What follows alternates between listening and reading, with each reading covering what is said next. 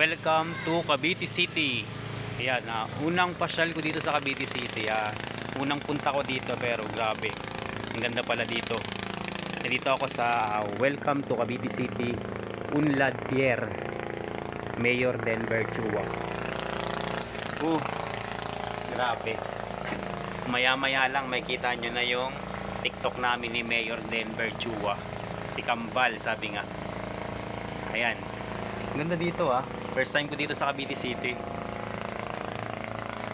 Tsaka ito pala, ito na yung dagat grabe lalaki ng bangka. Ayun. Tapos nga, sabi nga nung parang secure dun sa labas. Puntahan ko daw yung taas dito. Ayan. Pasyalan ko nga. Tingnan ko lang. Grabe, ang laki ng dito, ng munisipalidad of Cavite City.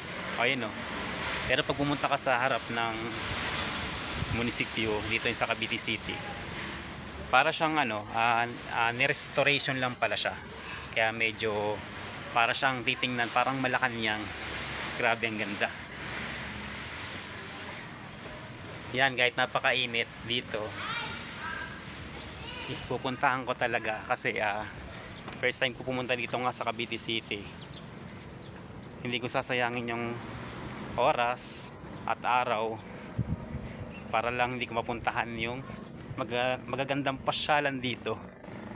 Wow, grabe, parang nasa MOA na ako, guys. Ayun, ang daming building.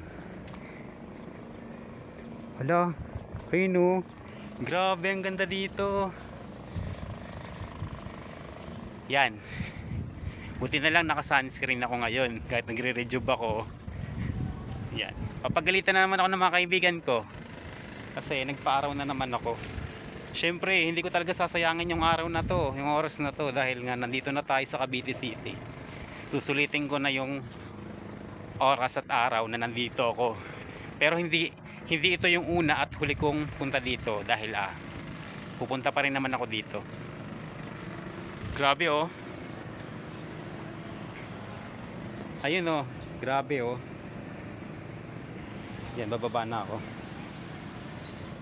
Baba na tayo, mainit na masyado. Pero parang gusto kong puntahan yung doon, yung mahabang puntang dagat. Ayun, ito pala yung tinatawag nilang Ciudad de Cavite. Bienvenida na. Uy, grabe. Mainit nga lang. Uy,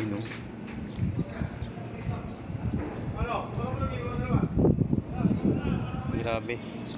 Pero presko yung araw dito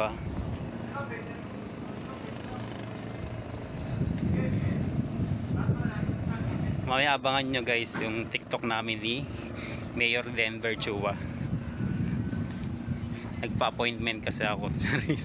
Sabi ko kay Mayor, pupuntahan ko siya, bibisitahin ko siya para makilala ko siya. May boat siguro malalim na dito. Ang dami mga bahay dun ito pala siguro yung squatter area. Pero ganda rin manirahan dito. Basta kompleto pamilya nyo, wala kayong sakit, masarap mamuhay kahit pa mahirap ang buhay. Basta magkakasama kayo, walang imposible, diba? Yung iba dyan, mayaman, maraming pera, pero hindi sila masaya, diba? Hindi kompleto yung buhay nila dahil wala silang walang nagmamahal. Hindi ko nila lahat, pero ganun kasi, maraming ganun na nangyayari.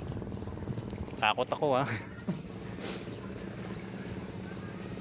grabe ayun na pala siguro yung MOA, yung saan na yun. Parang gusto ko lagi ditong mamasyal sa Cavite City. Grabe, ang presko. Ito pala yung tinatawag nilang Pier de Buenvenida ba yun? Ayun